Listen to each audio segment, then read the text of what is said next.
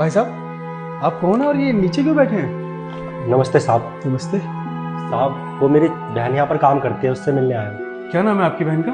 दिव्या। दिव्या? दिव्या तो 3-4 है यहाँ पे। अब आप उनका पूरा नाम बताएंगे?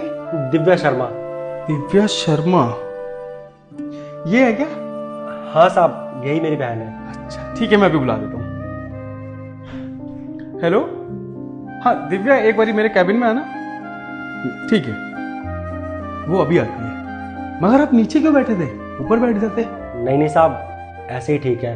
वो क्या है, मैं गांव में रहने वाला इंसान हूँ, तो ज़मीन से जुड़े रहना ही पसंद है मुझे, इसीलिए ज़मीन पर बैठा था। कोई बात नहीं, आप मेरे कैबिन में बैठ जाइए। चलिए। और सचिन, 2 गिलास पानी भिजवा दो अंदर। जी सर। चलिए आप। जी सर, बुलाया आपने? हाँ, ये आपके भाई आए हैं। यहाँ किस लिए आए और आपको किसने बुलाया गांव से यहाँ पे? क्या काम था? फोन पे बोल नहीं सकते थे क्या? यहाँ पे मेरे ऑफिस में आना जरूरी था। दिव्या, मैं यहाँ नहीं आना चाहता था, लेकिन मैं क्या करता। तू मेरा फ़ोन ही नहीं उठाती है, कभी मुझसे बात नहीं करती है।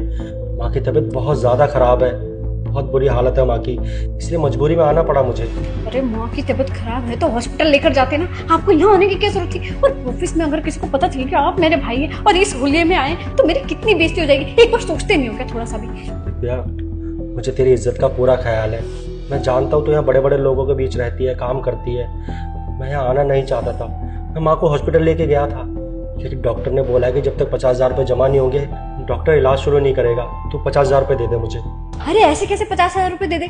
मेरे पास क्या यहाँ खेती लगी हुई है? अरे आपको पता नहीं है कि आपसे खुद पॉकेट मनी मांगती हूँ मैं। शहर में रहती हूँ, हजारों खर्चे होते हैं, आप 50,000 रुपये मांग रहे। और माँ का इलाज ना किसी नॉर्मल हॉस्पिटल में करवा लेते, हो जाएगा इलाज। कोई बड़ी बीमारी नहीं हुई है माँ को। दिव्या, ये तू कैसी बातें कर रही है?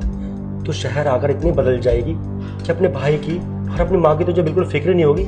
आज पैसे तेरे लिए सबसे ज्यादा जरूरी हो गए। देखिए भैया, ताना देने की जरूरत नहीं है। दिव्या, ये तू कैसी बातें कर रही है? आज तुझे पैसे दिख रहे हैं, अपना भाई और अपनी बीमार माँ नहीं दिख रही। अरे इसी दिन के लिए तुझे पढ़ा लिखा कर शहर भेजा था कि तूने अच्छी नौकरी करे, पैसे कमाए और हमें भूल जाए। अरे भूला कौन है?